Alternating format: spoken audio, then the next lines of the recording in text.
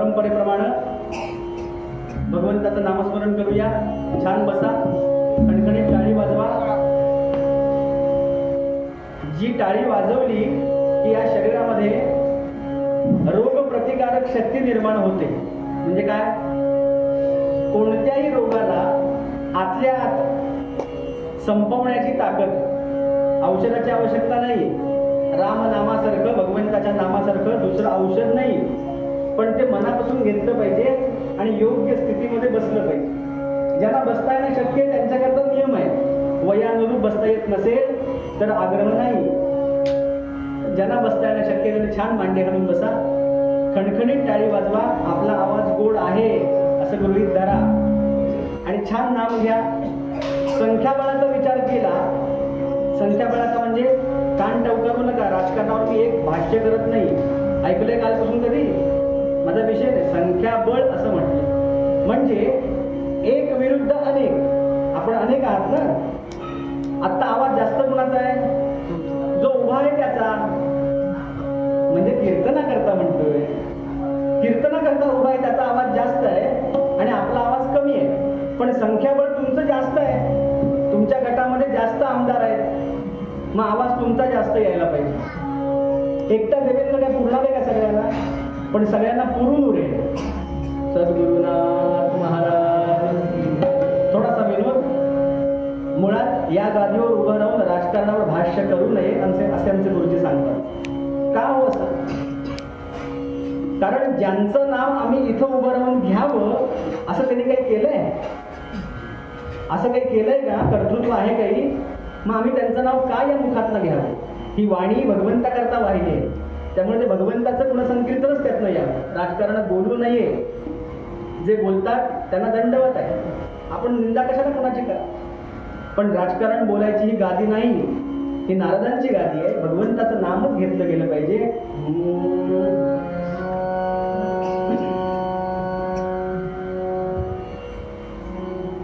श्रीराम जय राम, जय जय राम. श्रीराम जय राम, जय जय राम. श्रीराम जय राम, जय जय राम. बोला श्रीराम जय राम, जय जय राम. श्रीराम जय राम, जय जय राम. श्रीराम जय राम, जय जय राम.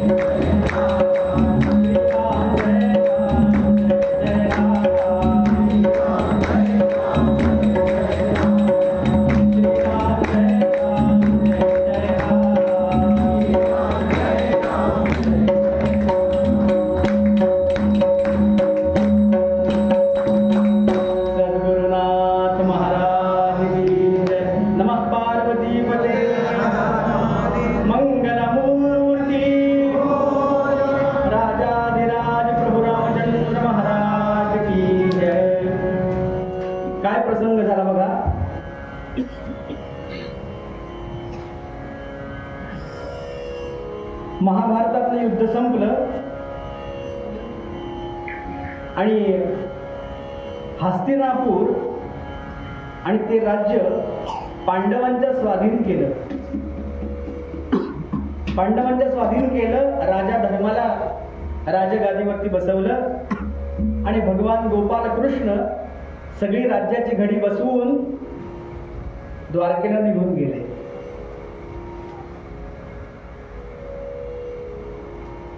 आता राज्य सुरू झालं, धर्माचं राज्य सुरू झालं. राजा धर्म गादीवरती बसलेला आहे आणि बाकी पांडव सगळे त्याच्यात मदती करताय. छान उत्तम राज्यकारभार चालू आहे. नाव ठेवायला जागा नाही, दृष्ट लागेल असं. शेवटी राजा धर्माचं राज्य होतं ना, नावच धर्म आहे. पण राजा धर्म राज्यकारभार बघतोय आणि भीम, अर्जुन, नकुल, सहदेव चौघेजण लागेल ते काम करतायत. सदा देव काजी झिजे देहजा. सगळे भगवंताचे दास आहेत ना. नवे नवे भगवान गोपाल कृष्णांना पांडवांशिवाय दुसरं काही दिसत नाही, कारण ते त्याला जास्त प्रिय आहे. आपण ऐकतो ना महाभारत कथा. तर असे प्रिय असलेले पांडव राज्यकारभार करतायत आणि त्यांची गडी सगळी बसून गोपालकृष्ण भगवान निघून गेले द्वारकेमध्ये, आपल्या राज्यामध्ये. आणि पुष्कळ दिवस लोटले, काही महिने गेले, नवे नवे वर्ष सुद्धा संपली असतील. आणि एक दिवस दशमीच्या दिवशी राजा धर्माला मनात येऊन गेलं, अरे ज्यानं हे राज्य आम्हाला दिलं, ज्यानं हा जन्म आम्हाला दिला, आमचा संसार सगळा सांभाळला, काही कमी पडू दिलं नाही, युद्ध प्रसंगात आमच्या बाजूनं जो उभा राहिला असा भगवान गोपाल कृष्ण, त्याला भेटून पुष्कळ दिवस झाले. खूप दिवसात भगवान गोपाल कृष्णांचं दर्शन नाही घडलं. मनामध्ये रुखरुख निर्माण झाली, चिंता निर्माण झाली. पुष्कळ दिवस झाले, भेटावं का एकदा गोपाल कृष्णांना. पण राज्यकारभार सोडून जाऊ शकत नाही, राजा आहे ना. मग मनात विचार करतो, दशमीचा दिवस आहे, रात्रीच्या वेळेला विचार करतो राजा धर्म, काय करता येईल म्हणजे भगवान गोपाल कृष्ण मला भेटायला इथे येईल. मला जाणं शक्य नाहीये, पण तो येऊ शकतो ना. मग राजा विचार करतोय, काय केलं म्हणजे भगवान इथे येईल. असं विचार करत करत आपल्या शयन मंदिराकडे म्हणजे झोपण्याकरता आपल्या महाली निघालाय. पण आपल्या महालात जात असताना वाटेत चालत चालत होता आणि वाटेत अनेक महाल लागले. धर्माचा महाल आहे, त्याच्यानंतर अर्जुनाचा आहे, नकुल आहे, सहदेव आहे. प्रत्येकाचे महाल वेगवेगळ्या खोल्या, महाल म्हणजे वेगवेगळ्या खोल्या, प्रत्येकाच्या खोल्या अशा लागून लागून आहेत. आणि व्हरांड्यातून राजा धर्म निघाला आहे. मनात विचार काय चालू आहे, खूप दिवस झाले भगवान गोपाल कृष्णांची भेट झाली नाही, भगवंताचे चरणकमल दिसले नाहीत, कधीतरी दर्शन घ्यायची इच्छा होते. आज इच्छा निर्माण झाली, कसा भगवंताला बोलावतो विचार चालू आहे मनामध्ये. आणि चालत चालत चालत आपल्या महालाकडे जात असताना अर्जुनाच्या महालापाशी आले आणि महालातनं आवाज आला. अनेक स्त्रिया हसत होत्या त्या महालात आणि त्यांचं हसणं संपल्यावर अर्जुनाचा आवाज आला. काय वाक्य ऐकू आलं राजा धर्माला, अरे या सृष्टीमध्ये माझ्यासारखा धनुर्धर कुणी नाही, रामानंतर मीच. अर्जुनाच्या मुखातनं काय वाक्य ऐकू आलं राजा धर्माला, आपल्या महालामध्ये अर्जुन बसलाय, अनेक स्त्रिया तिथे समवेत त्याच्या आहेत आणि बाहेरून जात असणाऱ्या राजा धर्माच्या कानावरती वाक्य आलं, या सृष्टीमध्ये माझ्यासारखा धनुर्धर कुणी नाही. प्रभू रामचंद्रानंतर नाम घ्यायचं कुणाचं, तर अर्जुनाचं. हे वाक्य ऐकलं आणि राजा धर्माला इतकं वाईट वाटलं, अरे भगवंताच्या अनुसंधानातले आम्ही जीव, भगवंताची अखंड कृपा आमच्यावरती आहे, तरी अखंड कृपा असताना सुद्धा अहंकाराने ग्रस्त झाला, स्वतःच्या विद्येचा गर्व झाला याला. पण काही बोलले नाही, बाहेरून ऐकलं आणि निघून गेले. पुढे निघून गेले. नकुल आणि सहदेव या दोघांचाही आवाज आला दुसऱ्या महालात. त्यांच्या मुखात काय वाक्य होतं, आता नकुल आणि सहदेव कशाकरता प्रसिद्ध आहेत माहिती आहे ना आपल्याला. एक दिसायला सुंदर आहे आणि दुसरा मृदुभाषी आहे. गोड बोलणार आहे, त्याच्या इतकं गोड बोलता येत नाही कुणाला. आपल्याला साखरेचं पोतं जिभेवरती ठेवलं तरी यायचं नाही, पण मुळातच मृदू भाषी, गोड बोलणार. तर त्या दोघांच्या मुखातनं वाक्य ऐकू आले, या सृष्टीमध्ये आम्ही आहोत म्हणून सगळं चाललंय. आता कपाळाला हात लावावा की काय अशी राजा धर्माची अवस्था आहे. विचार करतो, तिघांनाही इतका अहंकार झालाय, कोण याचं पारिपत्य करेल, कोण दूर करेल हा अहंकार. जो अहंकार दूर करू शकतो त्याला भगवंत असं म्हणतात. दुसरा कोणीही करू शकत नाही. याचं औषध फक्त एकच, वैद्य थोर आहे जगती कृष्णचंद्र माझा. एकच विचार राजा धर्माच्या मनात आला, या सगळ्यांना अहंकारापासून बाजूला करण्याकरता एकच वैद्य उपयोगी आहे. कोण वैद्य? वैद्य थोर आहे जगती कृष्णचंद्र माझा. तो गोपाल कृष्णाशिवाय, तो इथं आल्याशिवाय किंवा यांना तिकडं पाठवल्याशिवाय यांचा अहंकार कमी होणार नाही. विचार करत करत आपल्या महालामध्ये जाऊन पोहोचले. दुसऱ्या दिवशी सकाळी एकादशी उजाडली. आणि एकादशीला काय असतं बघा, पांडवांचं सांगतोय बरं, हस्तिनापुरातलं सगळं सांगतो. एकादशीला पूर्ण दिवस उपवास असतो. सकाळपासून संध्याकाळपर्यंत भगवंताचं नामस्मरण करायचं असतं. संध्याकाळच्या वेळेला काही फलाहार करायचा असतो, म्हणजे फळं खावी, बाकी काही खायचं, दूध प्यायचं किंवा फळं, एवढे दोनच पदार्थ. फलाहार घेऊन झाला की रात्री भगवंताचं भजन करावं, यथासांग भजन करावं.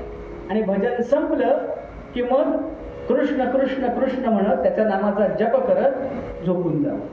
लक्षात आलं? हस्तिनापुरात सांगतोय, आपलं काही आठवू नका. याच्यात आणि आपल्यात काही साम्य नाही. आहे का कुठे? अजिबात नाही. असल्यास आपण धन्य आहात, पण साम्य नसतं. तर राजा धर्म विचार करतो, एकादशी आहे, खूप दिवस झाले भगवान गोपाल कृष्णांचे चरण कमल अंतरले, दिसले नाहीये दृष्टीला. काय करता येईल? कधी आम्ही सगळे एकत्र असतो? रात्रीच्या वेळेला भजनाला आम्ही सगळे कुटुंबीय एकत्र येतो. राजा धर्म विचार करतो, आज रात्री भजन संपल्यानंतर जे मनात आहे ते आपल्या सगळ्या भावंडांसमोर मांडायचं. एकादशीचा दिवस संपला, संध्याकाळी फलाहार घेऊन झाला, भांड दूध साई सकट प्राशन करून झालं आणि भजनाला सुरुवात झाली.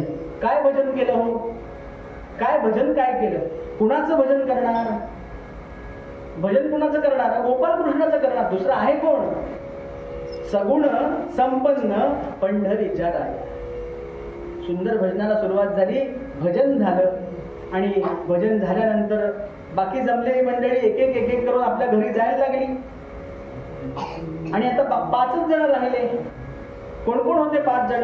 राजा धर्म, अर्जुन, भीम, नकुल आणि सहदेव.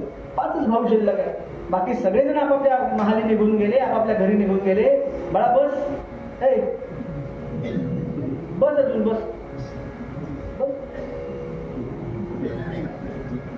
काय प्रकार झाला? 5च जण शिल्लक आहे. आणि राजा धर्मानं आता विचार केला की हीच ती वेळ आहे सांगायची, हीच वेळ आहे ना, कारण आता 5च जण आम्ही शिल्लक आहोत. इतक्यात ज्याला 2 गोष्टी सहन होत नाहीत असा 5 पांडवातला एक. कोणत्या 2 गोष्टी?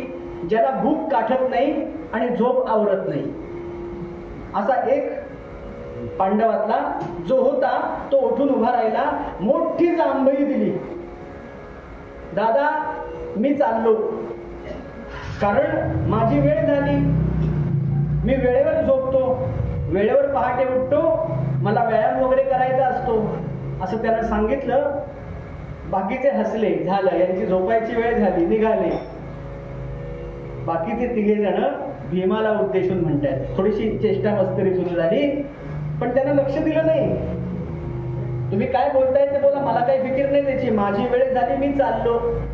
दादा भजन झालंय ना, संपलंय ना, काही शिल्लक नाही ना? नाही. निघालो. निघून गेला. कुठं निघून गेला? भीम कुठं झोपत असे? महाली, पलंगावर, गादीवरती, शस्त्रागारात झोपत असे. म्हणजे कुठे? जिथे शस्त्र ठेवायची खोली त्याला शस्त्रागार असं म्हणतात. मग त्या शस्त्रांवरती झोपायचा. नावच भीम आहे हो त्याचं.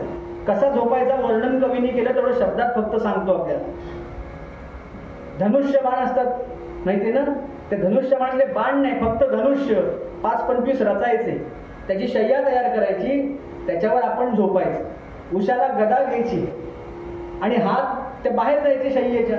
म्हणून काय करायचं, भाले असतात ते एकमेकावर रचायचे आणि भाल्यांवरती असे हात ठेवायचे. म्हणजे समजा झोपेत असताना कुणी जवळपास यायचा प्रयत्न केला, हाताशी काय आहे, घेतला की काम झालं त्याचं.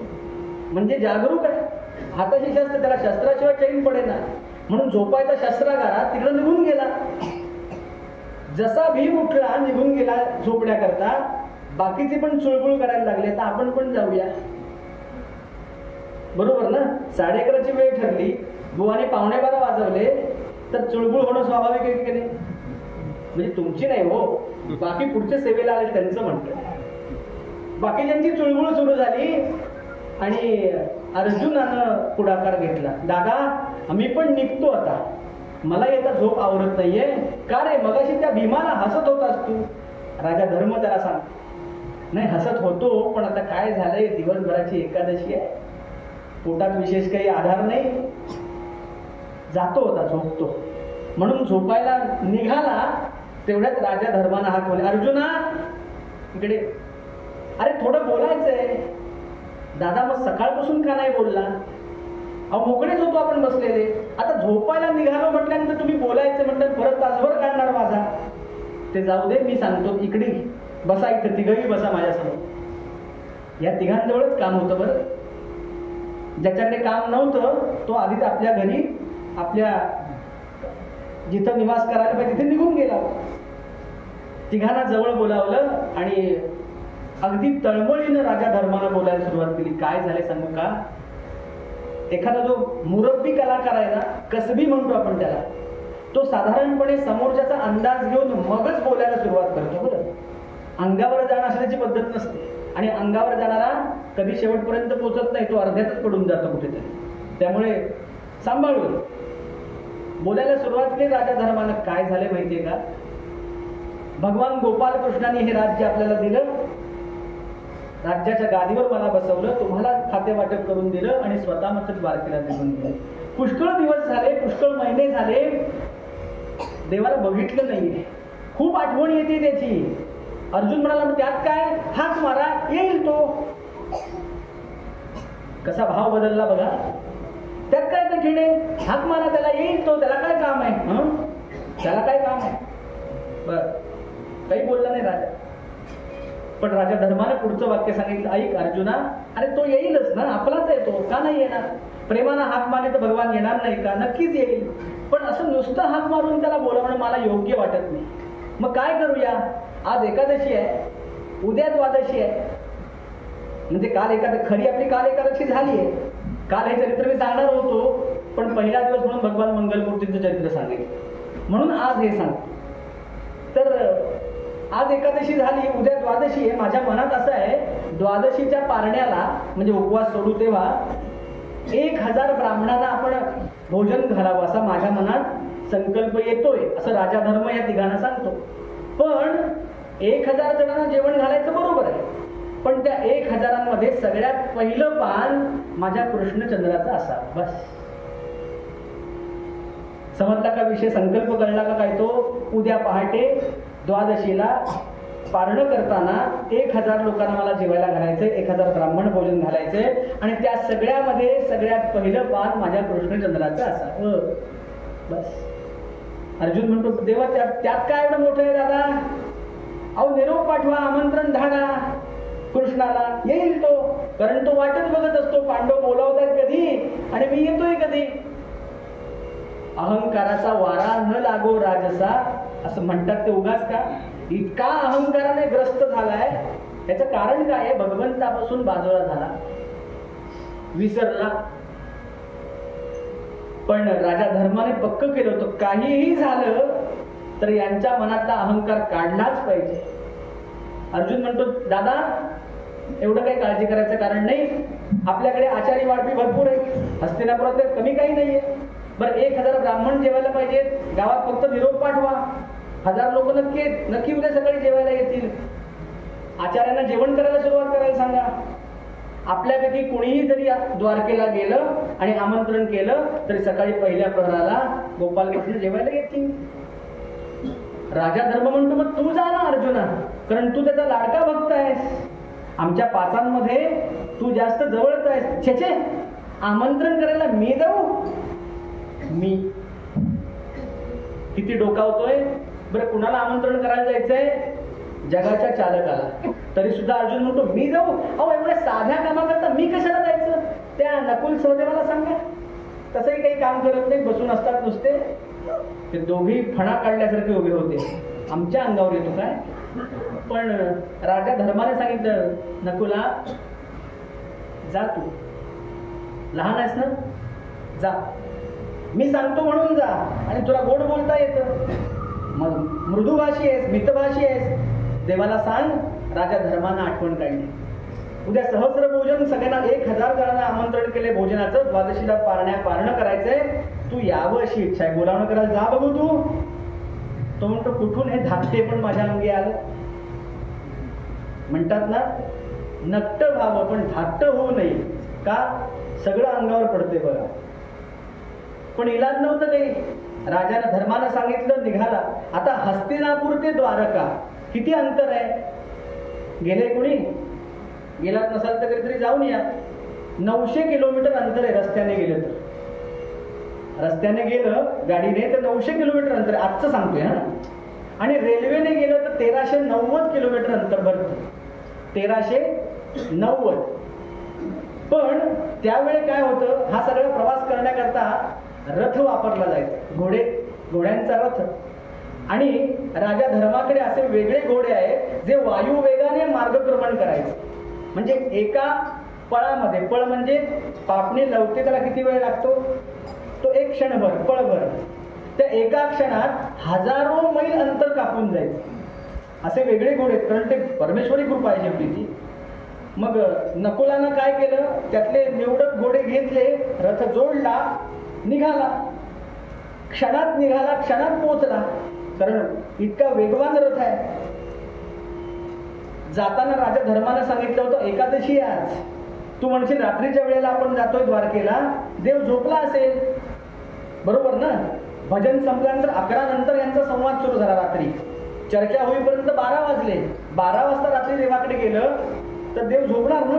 पण एकादशीला 24 तास पत्नीसह वर्तमान, म्हणजे रुक्मिणी देवींसहित येणारा प्रत्येकाकरता भगवंत भेटायला सिंहासनावर बसलेला असतो. त्यामुळे एकादशी आहे, रात्री 12 वाजले तरी तुला काळजी करायची गरज नाही. भगवंत आहेत जागे, जा तू. तो गेला नकुल. पायऱ्या चढायला लागला राजवाड्यामध्ये. भगवान दिसत होते त्याला. कसे दिसले भगवान? श्री अनंता मधुसूदना. आता तो नकुल राजवाड्याच्या पायऱ्या चढतोय. समोर त्याला दिसतंय सुंदर सिंहासन मांडलंय आणि त्या सिंहासनावरती रुक्मिणी सहित भगवान गोपालकृष्ण विराजमान आहे. कसे दिसले? पद्मनाभा नारायणा, पद्मनाभा नारायणा, पद्मनाभा नारायणा, पद्मनाभा नारायणा, पद्मनाभा नारायणा, पद्मनाभा नारायणा.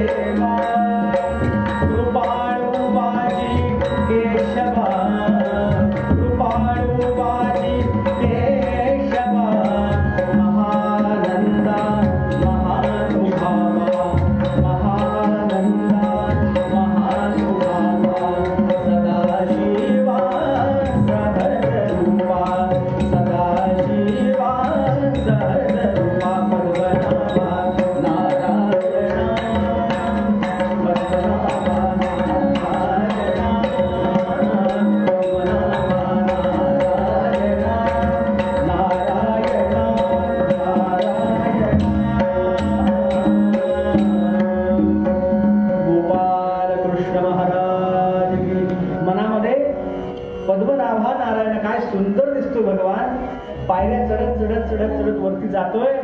पण भगवंताने दुरून बघितलं नकुलाची स्वारी येते, म्हणून काय केलं, जसा तो येताना दिसतोय आपली दृष्टी रुक्मिणी देवीकडे वळवली. चेहरा कुठे वळवला, देवीकडे वळवला. आणि आपण तिच्याशी बोलतोय असं त्याला दिसावं असं चित्र तयार केलं. नकुल आला समोर, त्याला काय दिसलं, भगवान सिंहासनावर विराजमान झाले आणि देवींजवळ काहीतरी बोलतायत. नियम काय सांगतो, जर पती पत्नी दोघं जण बोलत असतील तिसऱ्याला त्यांच्यात पडू नये असं शास्त्र सांगतं ना. मग आपण कशी हाक मारणार, स्तब्ध उभा आहे. 5 मिनिटं झाली, 10 मिनिटं झाली, भगवंताने दृष्टी तिकडे फिरवली नाही, कारण बघायचंच नव्हतं ना त्यांना. 5 मिनिटं झाली, 10 मिनिटं झाली, 15 मिनिटं झाली आणि नकुल म्हणतो असं किती वेळ उभं राहू देवा. हाक मारली, कृष्णा मनमोहना, हे वासुदेवा, नाही का मला ओळखलंस. बघितलं सुद्धा नाही हो. ऐकलं, आवाज गेलाय कानापर्यंत, पण दृष्टी जी रुक्मिणी देवीकडे होती ना ती इकडं सुद्धा आणली नाही, पाहिलं सुद्धा नाही. आता हा मृदुभाषी आहे, मितभाषी आहे, गोड बोलणार आहे.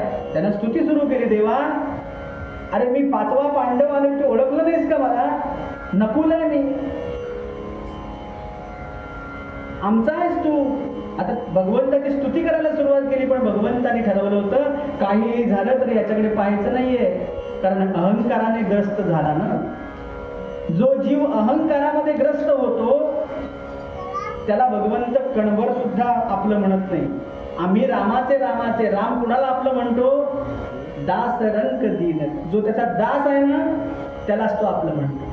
पाहिलं सुद्धा नाही आणि नंतर बऱ्याच वेळ हा स्तुती करतोय म्हणून फक्त देवींकडेच बघता बघता असं हातानं खुणवलं, कोण आहे रे तिकडं, कोण आलंय बघा, याला काय दान दक्षिणा हवी ती द्या आणि पोस्ट करा.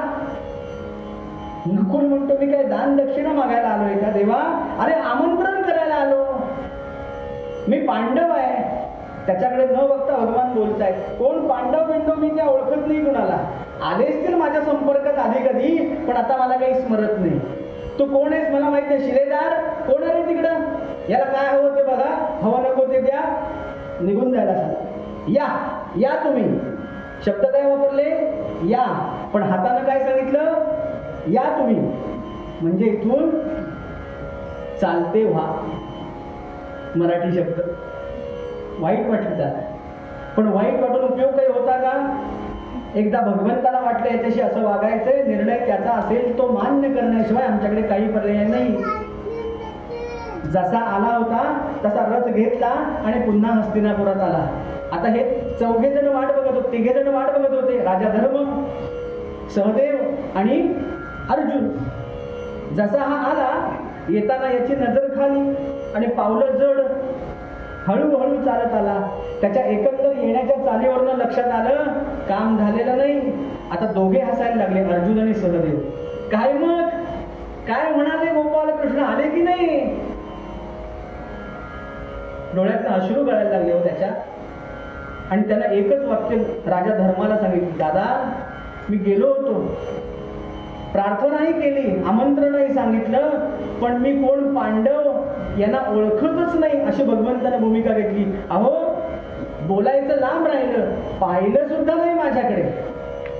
राजा धर्म विचार करतो, याला बूस्टर डोस भगवंताने दिला, औषध याला मिळालंय, जाणीव होईल थोड्या वेळात. बघा इंजेक्शन घेतल्यानंतर लगेच फरक पडतो का, ताप उतरायला काही वेळ जातो ना, तसं इंजेक्शन याला भगवंताने दिलेलं आहे, याचं काम झालं असं राजा धर्म मनात विचार करतो. आता काय करायचं. 1 वाजला घड्याळामध्ये, नकुल जाऊन आला. तो म्हणतो माझ्याने काय भगवंत आले नाही, सहदेवाला पाठवा ना, तो आहे अजून शिल्लक. सहदेव गेला, जसा गेला त्याच पावली परत आला, तोच डोस.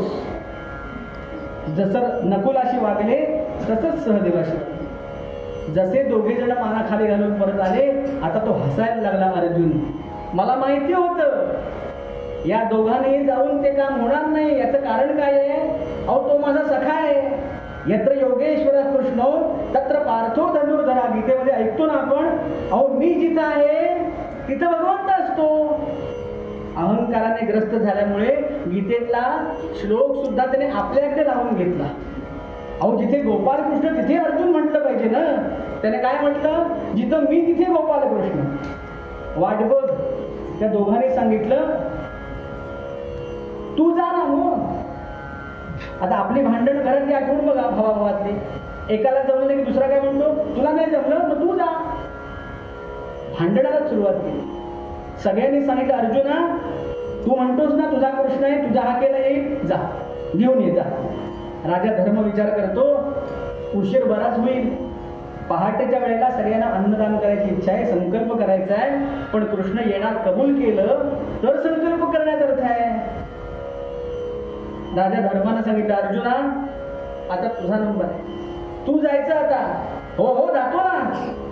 अहो, माझं नाव काय माहितीये ना. इतका छाती वर काढून बोलत होता.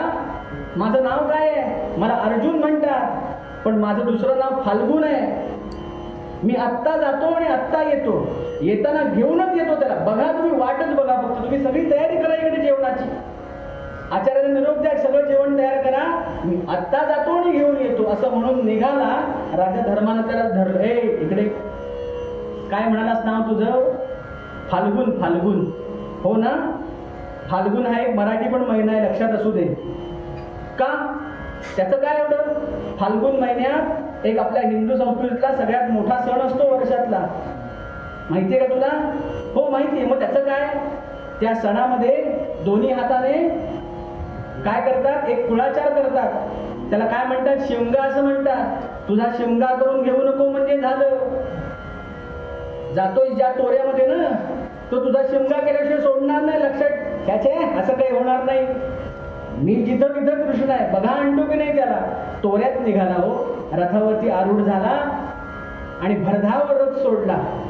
गोपालकृष्ण सिंहासनावर बसले.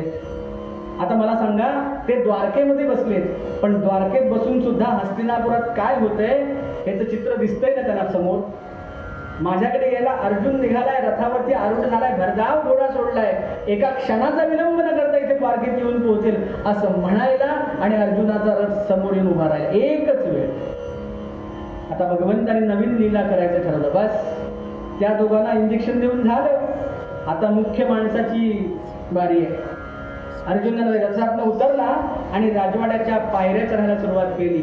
जसं जसं जसं अर्जुन दिसायला लागला, भगवंताने काय केलं, आपलं मुख देवीकडे वळवलं आणि तिच्या कानाकडे नेलं. आपण तिच्या कानात काहीतरी सांगतोय असं त्याला दिसावं.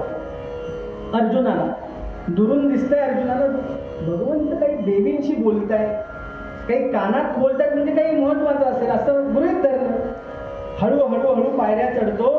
इतक्यात भगवंताने आरडाओरडा करायला सुरुवात केली. कोण आहे तिकडे? अरे माझे वस्त्र बदलायचे, उपर्ण घेऊन या, पितांबर घेऊन या, माझी वनमाला घेऊन या, दागिने घेऊन या, मुकुट बदलायचा आहे. अर्जुन म्हणतो किती घाई. अहो मी अजून आलो सुद्धा नाहीये, पायऱ्यात चढतोय. अहो मला नुसतं बघितलं आणि येण्याकरता वस्त्र बदलायचं म्हणतोय, म्हणजे तयार होतोय पटापट. इतका आनंद झाला, अजून अहंकारानं फुलला. 2-4 पायऱ्या चढून गेला. आता एवढ्या पटापट देवाने आज्ञा केली, पितांबर आणा, वस्त्र आणा, दागिने आणा, मुकुट आणा, गळ्यातली माळा घेऊन या. ते सेवकांची धावपळ झाली. सगळ्यांनी पटापट पटापट सगळं आणून दिलं. देवीना कळेना, देवा काय आहे हे, जायचंय का कुठे? म्हणजे मी पण आवरते. नको, तू आवरू नको, तू आहेस तशीच चांगली दिसतेस. आत्ता आवरायला जाशील आणि 2 तासांनी येशील, एवढा वेळ माझ्याकडे नाही, तू अशीच थांब. सगळ्या भगवंताने आपले वस्त्र बदलली, मुकुट बदलला, वनमाला होती ती बदलली आणि तिथूनच आज्ञा केली, दारुका रथ घेऊन ये. हे शब्द ऐकले आणि अर्जुन म्हणतो, देवा कशाला रथ? मी आणलाय माझ्याच रथातनं जायचंय. माझा रथ मी आणलाय, मला बघून त्याला घाई झाली अशा भावामध्ये आहे आणि पायऱ्या हळूहळू चढतोय. तोपर्यंत देवाने काय केलं, मोठ्या पायऱ्या आहे, या बाजूने अर्जुन पायऱ्या चढतोय, दुसऱ्या बाजून भगवंताने काय केलं, रुक्मिणी देवींचा हात धरला आणि भरकन पायऱ्या उतरायला सुरुवात केली. निरोप पाठवला तर दारुकाला, रथ आपला तयार कर म्हणून. एवढ्या वेळामध्ये त्या दारुकानं रथ आणून पायरीजवळ उभा केला आणि या बाजून अर्जुन जातोय तर त्याच्याकडे बघितलं सुद्धा नाही, आपल्या अंगाचा वारा सुद्धा त्याला लागू दिला नाही. या बाजून भरकन उतरून खाली गेले. देवा देवा देवा म्हणेपर्यंत गेले. मला पाहिल्यानंतर घाई झाली, मी रथ आणलाय हे विचार मनात असताना त्याच्या डोळ्यासमोर भगवान देवीसह निघून गेले. रथामध्ये जाऊन बसले. दारुका चल सुरू कर. तो म्हणतो देवा जायचंय कुठे ते तरी सांगा. रथ तुमच्याकरता जोडलाय, तयार केलाय, तुम्ही येऊन बसलात, पण जायचंय कुठे? देवाने हळूच त्याच्या कानात सांगितलं, कुठं जायचं नाही, पुढच्या दाराने भरधाव रथ बाहेर काढायचा, मागच्या दारानं आत आणायचं, एवढंच करायचं. पण निघताना रथ कसा निघाला पाहिजे? भरधाव निघाला पाहिजे, नाही तर शंका येईल त्याला. त्यामुळे रथ घोड्याला टाच देणं म्हणतात की नाही, लगाम खेच असे खेचायचे की उसळले पाहिजेत घोडे. त्याला काय मालकाचा शब्द म्हटल्यानंतर भरधाव घोडा टाकला आणि भरधाव वेगाने धुरळा उडवीत तो रथ निघून गेला राजवाड्यातून बाहेर. अर्जुनाच्या चेहऱ्यावर नुसताच धुरळा हो, पदरात फक्त धूळ. लक्षात आलं, देवानं न बोलता माझ्या हातात फक्त धूळ चालली बस. अहो मी आलो होतो न्यायला, रथ सुद्धा आणला होता, मला बघून तो निघाला होता सुद्धा, गेला कुठं? दिसायलाच तयार नाही. लक्षात आलं, आता इथून निघाल्याशिवाय गत्यंतर. निघाला आणि हस्तिनापुरात परत आला. आता ते तिघे जण वाट बघत होते. 2 वाजले बरं घड्याळात, 2 वाजले. ते तिघे जण वाट बघत होते. जसा अर्जुन येताना दिसला आणि नजर कुठे आहे? जमिनीकडे नजर आहे. खांदे सगळे असे मलूल झाले, पडले का? मगाशी छाती वर काढून निघाला होता, मी जातो, मी घेऊन येतो. आणि आता जशी एखाद्या फुग्यातली हवा गेल्यानंतर काय होते अवस्था, त्याच्यापेक्षा वाईट अवस्था याची झाली होती. आणि आला समोर, का रे अर्जुना, कुठं आहे गोपाल कृष्ण? हा बोलला होता ना त्यांना, मग ते सोडतील का याला? लगेच त्या तिघांनी बोलायला सुरू, आहे कुठे, दाखव तरी, दर्शन द्यायचंय आम्हाला. हात जोडले अर्जुनानं. देवा, राजा, दादा, मी गेलो होतो मोठ्या आशेने, पण तुम्ही म्हणाल्याप्रमाणे माझा शिमगा केला हो त्यानं. काय शिमगा केला? जो गोपाल कृष्ण आम्ही गेल्यानंतर घट्ट आम्हाला मिठी मारतो, आलिंगन देतो, आम्हाला प्रेमानं जवळ घेतो, डोक्यावरनं हात फिरवतो, आमची प्रेमानं चौकशी करतो, तो गोपाल कृष्ण आज मी गेल्यानंतर माझी विचारपूस करणं राहिलं बाजूला, चौकशी केली नाहीच. अहो त्याच्या अंगाचा वारा सुद्धा मला लागू दिला नाही, निघून गेला डोळ्यासमोरनं.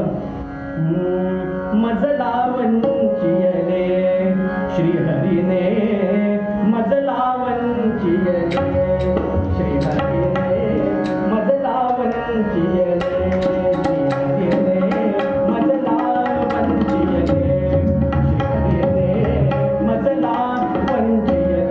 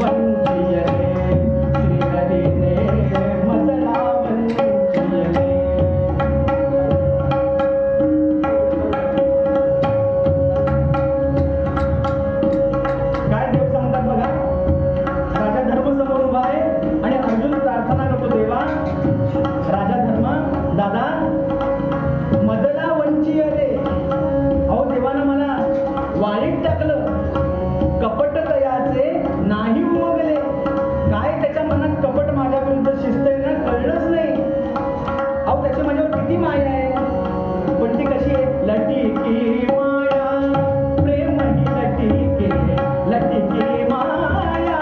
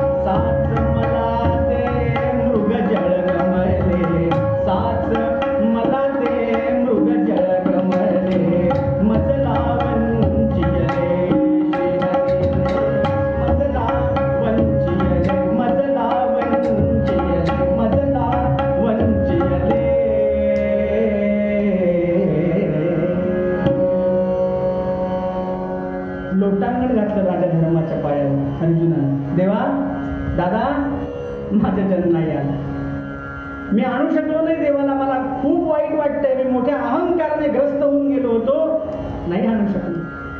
पण एवढंच वाक्य तो प्रेमानं बोलला. बरं, पुढचं वाक्य पुन्हा अहंकाराने मस्त होऊन म्हणाला. काय म्हणाला? अजून मस्ती जिरली नाही त्याची. दादा काळजी कशाला करता? अहो पण 5 भाऊ आहोत, आम्ही 3 जण परीक्षेत नापास झालो. नकुल, सहदेव आणि अर्जुन, आम्ही नापास, पण एक आहे ना अजून, एक बाकी आहे, झोपलाय जाऊन, आणि तोही नाही उपयोगी आला तर तुम्ही कशाला आहात? आपल्या मोठ्या भावाजवळ बोलतोय. बरं, राजा धर्म विचार करतो, याला बूस्टर डोस मिळालाय पण पुरेसा मिळाला नाहीये, थोडा द्यायला हवाय अजून. ठीक आहे, यथावकाश मिळेल तोही, पण आता लक्षात आलं या तिघांकडनं काही होणार नाही. आणि एका सेवकाला आज्ञा केली, जा रे भीमाला म्हणा राजा धर्मानं बोलावले, जा, तो झोपला असेल पण उठवून घेऊन ये त्याला. रात्रीचे 2 वाजले, 11:30 वाजता भीम झोपलाय, म्हणजे आता तो पूर्ण झोपेमध्ये आहे. पण त्याची ख्याती कशी आहे? तो झोपल्यानंतर त्याला उठवायला कुणी जात नसे. याचं कारण, जो उठवायला जाईल, हाक मारील, चुकून किरमिरीत तो उठला आणि एखाद्या हाताचा फटका त्याच्या बसला, तो जो जाणारा पुन्हा काही सरळ येत नसे. त्यामुळे भीमाची ख्याती काय, त्याला उठवायला कोणी जात नाही. पण तो सेवक दुरून दुरून गेला आणि लांबून हाक मारतो, भीम दादा, राजा धर्मानं बोलावलंय. भीम झोपेत आहे, पण राजा धर्माचं नाव ऐकलं आणि ताडकन उठून बसलं. काय? दादानं माझ्या बोलावलंय, आलो म्हणून सांग. तो सेवक परत आला आणि त्याने सांगितलं, भीम येतोय, जागा झालाय, येतो म्हणून सांगितलं. एवढं म्हणायला आणि दांड दांड दांड पावलं आपटत भीमाची स्वारी राजा धर्मासमोर येऊन उभी राहिली. दादा काय झालं रात्रीचं? एवढं का बोलवलं अपरात्री मला झोपेतलं उठून? राजा धर्मानं त्या तिघांकडे बोट दाखवलं. हे दिसतात का 3 जण? आता ते 3 एका ओळीत उभे होते, अर्जुन, नकुल आणि सहदेव. दिसतायत 3 जण? त्या भीमानं सहज बघितलं, चेहरे बघितले, हो दिसताय, यांचं काहीतरी बिघडलेलं दिसतंय. हसायला आलं, पण हसणार कसं? भीमाचा व्यक्तिमत्वच वेगळं आहे. राजा धर्मानं सांगितलंय, बघ ते त्यांचं सोड, त्यांचं काय झालं मी नंतर तुला सांगतो, पण एकादशी आज, उद्या द्वादशीच्या पारण्याला पहाटेच्या वेळेला पहिल्या प्रहरी 1000 ब्राह्मणांना भोजन घालावं असा माझ्या मनात संकल्प आहे. आणि त्या 1000मध्ये सगळ्यात पहिलं पान माझ्या कृष्णचंद्र परमात्म्याचं असावं. थोडक्यात भगवान गोपाल कृष्ण इथे यावेत उद्या पहाटे असं मला वाटतंय. या तिघांना मी आणायला पाठवलं होतं आमंत्रण करायला, पण या तिघांनाही जे जमलं नाही ते तू करावं अशी माझी इच्छा आहे. करशील ना भीमा? भीम म्हणतो, दादा एवढंच करायचंय ना, निश्चिंत राहा, उद्या पहाटे आणायचे ना गोपालकृष्णाला, पहिल्या प्रहरी म्हणजे 5:30 वाजता आणायचे ना. आत्ता किती वाजले? 2:15 वाजले. एक काम करा, किती माणसांना जेवायला वाढायचंय? 1000.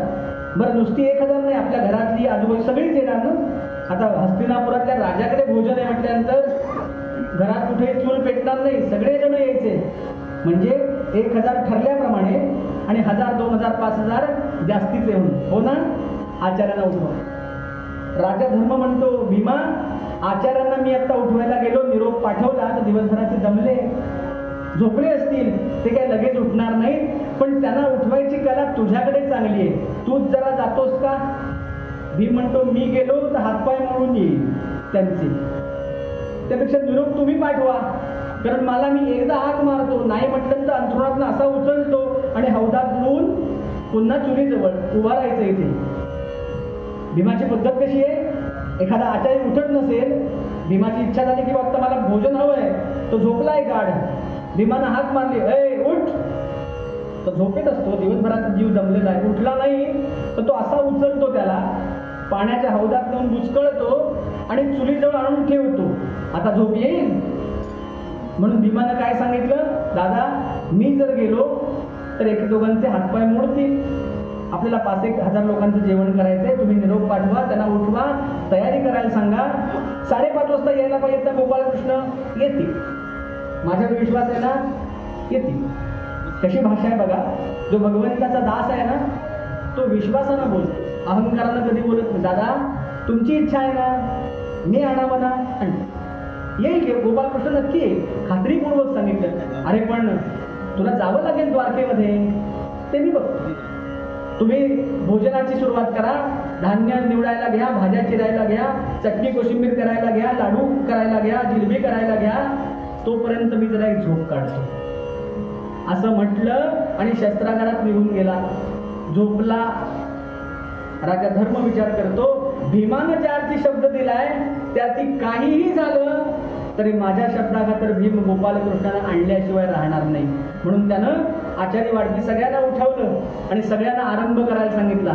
चुलीमध्ये विस्तव घातला गेला, मोठमोठी पातेली ठेवली गेली, पाणी उकळायला सुरुवात झाली, पक्वान्नांची तयारी झाली, साखरेचा पाक करून झाला, लाडू वळायला सुरुवात झाली, भाज्या सगळ्या चिरून झाल्या.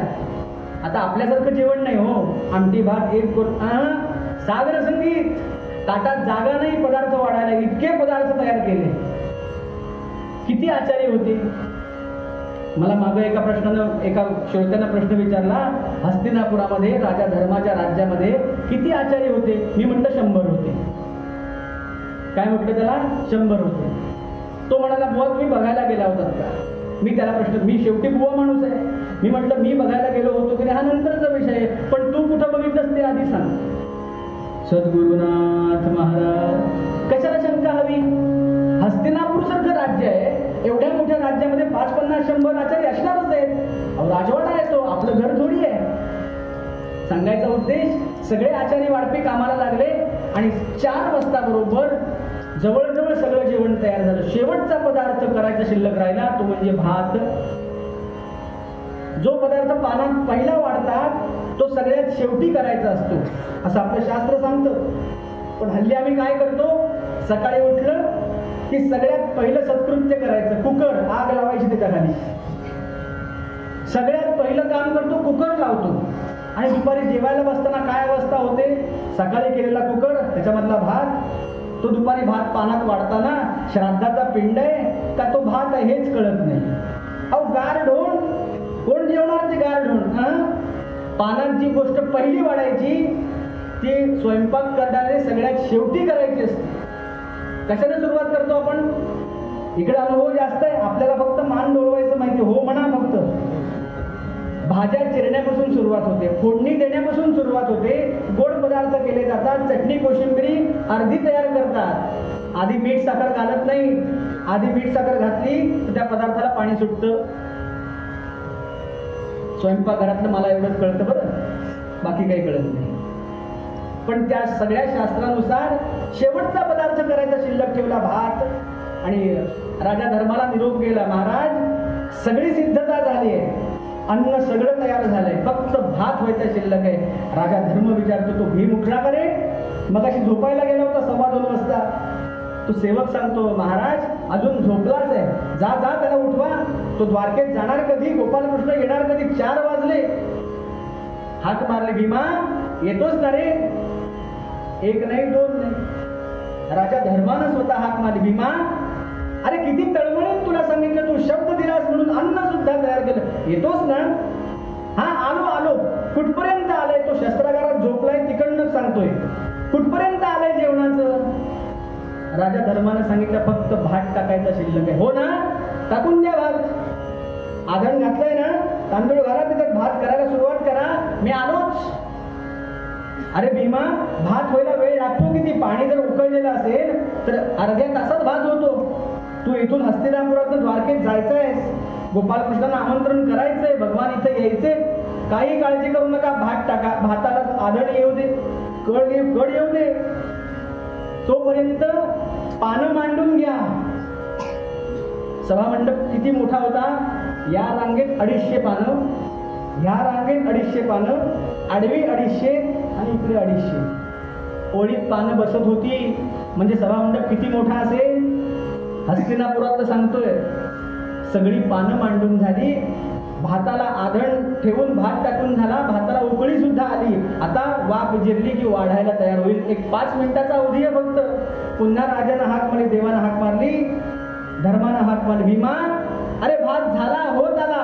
हो ना, पानं मांडून घ्या, मी आलो. अजून शस्त्रागारात आहे, अजून आपल्या जागेवरून हल्ला नाही. अर्जुन जवळ आला राजा धर्माच्या. दादा, मी काय सांगतोय, या भीमाचा काही नेम नाही.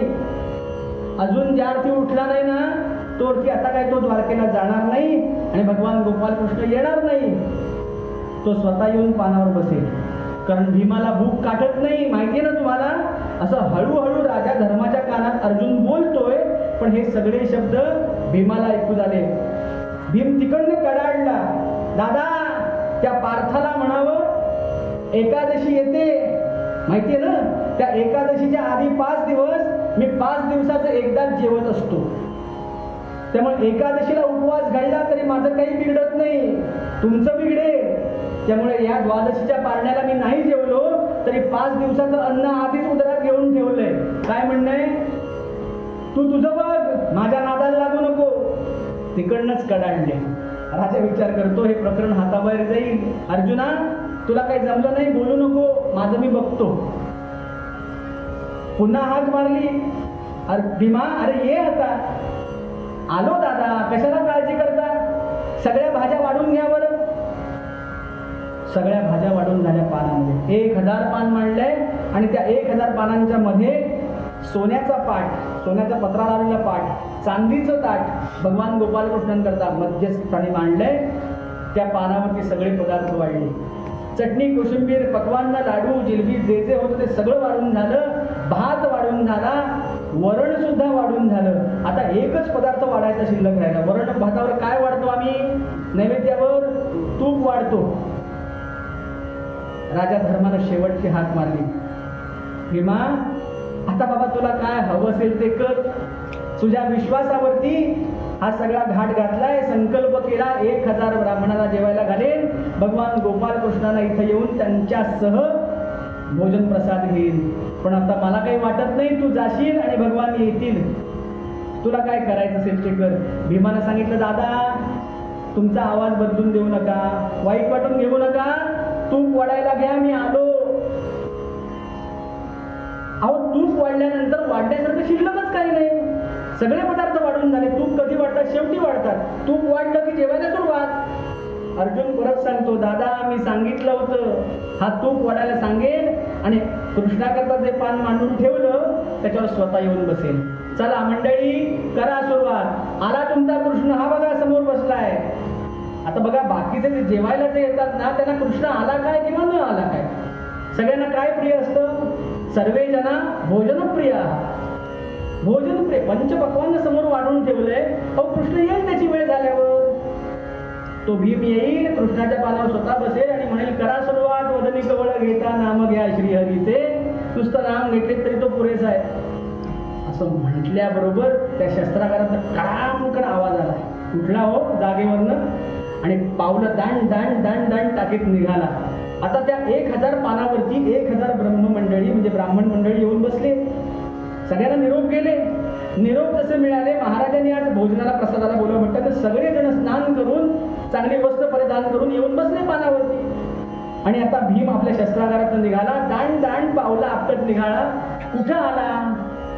त्या वाड्याच्या बाहेर एक विहीर होती.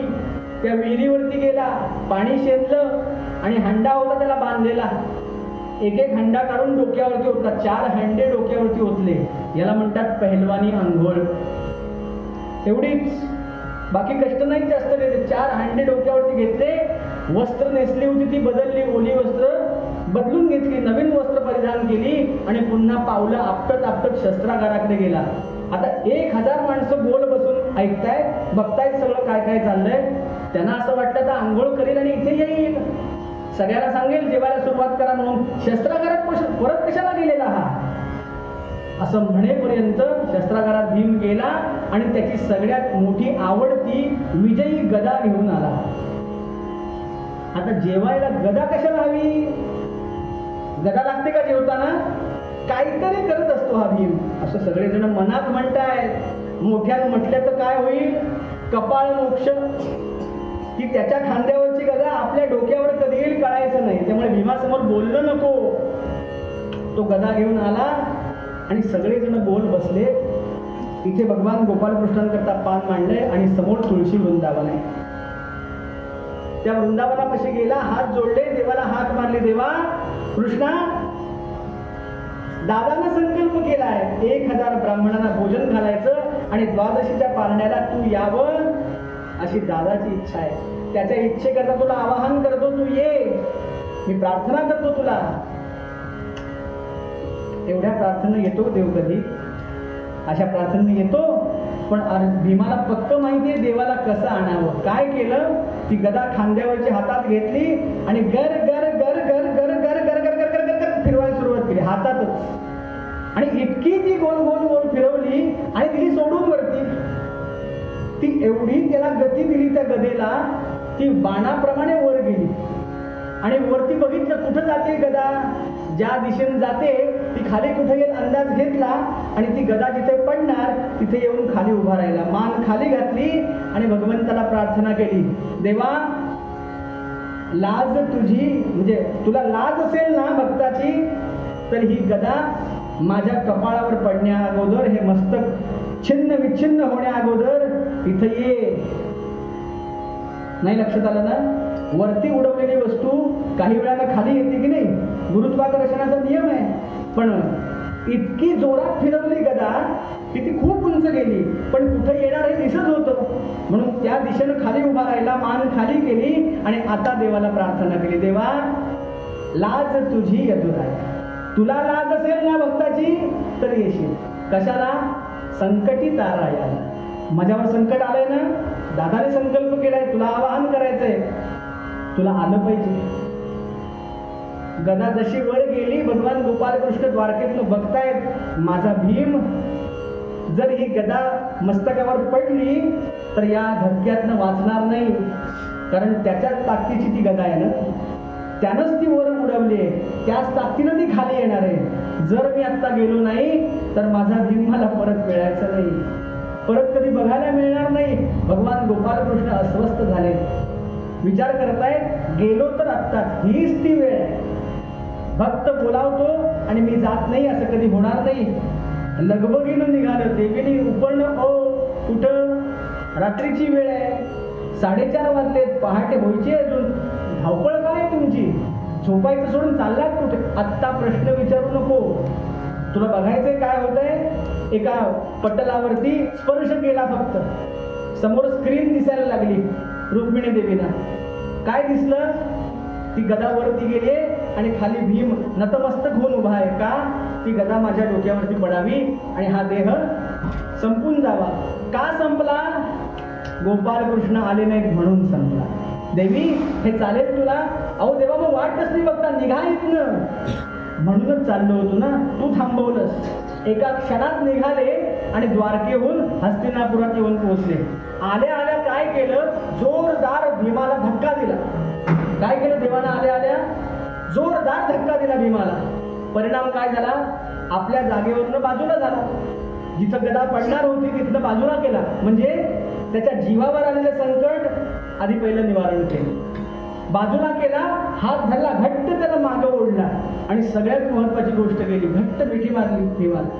भीमा, काय वेडेपणा लावलास, कळत नाही का तुला? असं वेडेपणा करतं का कोणी? ते मला माहिती नाही. भीमाने शांतपणे उत्तर दिले, ह्या तिघाने बोलावून तू आला नाहीस, गोष्ट मान्य. आता आलायस ना, चल जेवायला बस. हा, जेवायला बस. अरे तुझ्या डोक्यात ती गदा पडणार होती म्हणून तुला वाचवायला म्हणून आलो. जेवणाचं काय नाटक? जेवायला बोलवायचं होतं म्हणून हे नाटक केलं, कळलं का तुला? भगवान गोपालकृष्ण म्हणतात, अरे मला आधी सरळ सांगायचं, मी आलो असतो. खोटं सांगितलंस तू मला. गदा डोक्यावरती पडणार आहे, तुझा जीव वाचवायला ये अशी प्रार्थना केलीस म्हणून मी धावत आलो. भीमाला सांगितलं, देवा कशाला खोटं बोलतोस? या सृष्टीमध्ये घडणारी प्रत्येक घटना वर अवकाशामध्ये बसून तू बघत असतोस. तुला मी साध्या एका भीमानं वरती अवकाशात उडवलेली गदा कुठपर्यंत गेली तुला कळलं नाही का? माझ्याशी खोटं सांगतोस? तू महानाटकी आहेस मला माहितीये. बरं, ती गदा येईल खाली. भीम म्हणतो, काळजी करू नको, ती गदा काय एवढ्या लवकर येणार नाही, कारण मी तिला मंगळापर्यंत पाठवली. भगवंतापेक्षा वरचढ आहे बरं भक्त. पण भगवंतानं तेही मान्य केलं. भीमा असं परत कधी खोटं वागू नको बरं. मी खोटं वागलो नाही, मी खरंच वागलो. वरती उडवली की नाही गदा, ती काही वेळाने येणारच आहे, पण ती गदेचं निमित्त केलं म्हणून तेव्हा तू आलास. जेवायला सांगून आला असतास. ठीक आहे, आलो तुझ्यासाठी. दादानं संकल्प केलाय तुला इथे भोजन केलं पाहिजे. आलोय ना. पाय धुवायला पाणी दिलं आणि सगळेजण वाट बघत होते. हो, पानात वाढलेलं अन्न सगळं थंड होत होतं. गरम गरम भाताची वाफ येते, छान वरण तूप वाढलंय त्याच्यावरती, पण यांचा संवाद संपायला तयार नाही. शेवटी राजा धर्मानं पुढाकार घेतला. देवा, अरे पुष्कळ दिवस झाले, तुला बघायची इच्छा होती. खूप दिवसात तुझं दर्शन झालं नाही, तुझ्या चरणकमलांवरती मस्तक ठेवलं नाही, खूप तुझी आठवण येत होती. याकरता हे निमित्त साधन द्वादशीचं. द्वादशीला अन्नदान करावं, भगवान गोपाल कृष्णांच्या पायावर मस्तक ठेवावं आणि मग उपासाचं पारण करावं, याकरता तुला आवाहन केलं.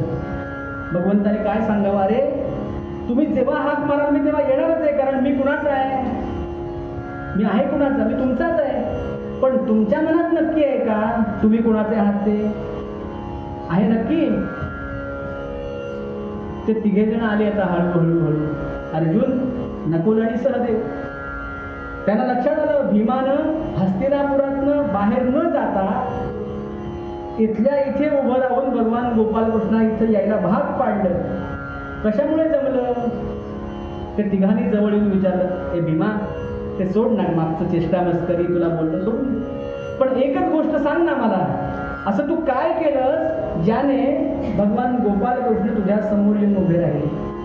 अशी कोणती गोष्ट तू केलीस? काय वाक्य सांगितलं भीमानं? मी वेगळं काही केलं नाही. मी कुणाचा आहे? मी त्याचा आहे. मला तारणारा कोण आहे? भगवान राम आहे, भगवान कृष्ण आहे, भगवान परब्रह्म तत्व आहे. मी फक्त हा विश्वास नक्की ठेवला आणि मला तारून नेणारा भगवान, त्याला प्रेमानं हाक मारली. परिणाम तो इथं प्रगट झाला. सगळ्यांनी समवेत भोजन केलं, सगळ्यांना आशीर्वाद दिला आणि भगवान पुन्हा द्वारकेत निघून गेले. एकच गोष्टीचं उत्तर फक्त द्या. हा सगळा प्रसंग आम्ही ऐकला, जे अर्जुनाला साध्य झालं नाही, नकुलाला साध्य झालं नाही, सहदेवाला साध्य झालं नाही, ते भीमानं सहज करून दाखवलं. का केलं? कारण त्याला नक्की माहिती होतं, रामाचे रामाचे आम्ही, रामाचे रामाचे आम्ही, रामाचे रामाचे. त्याला नक्की माहिती होतं मी देवाचा आहे, देव माझा आहे. मी जर प्रेमाने देवाला हाक मारले ना तर भगवान आल्याशिवाय कधी राहणार नाही. हा विश्वास नक्की आहे. त्यामुळं या भीमाच्या पदरामध्ये गोपाल कृष्णाने सगळं अर्पण केलं. लागेल ते घे तुला, मी तुला पारून देणार समर्थ आहे.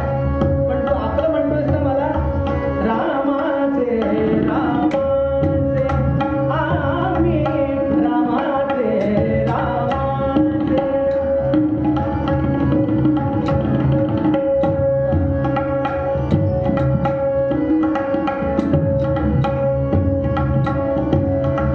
दासरंग दीन त्याचे, दासरंग दीन त्याचे, रामाचे रामाचे आम्ही, रामाचे रामाचे आम्ही हो, रामाचे रामाचे रामाचे रामाचे रामाचे. सद्गुरुनाथ महाराज की जय. झालेली सगळी सेवा भगवान गोपाल कृष्णांच्या चरणी अर्पण करूया आणि जे दान सर्व संतांनी मागितलं तेवढं मागून आरती करता उभं राहूया. हेच दान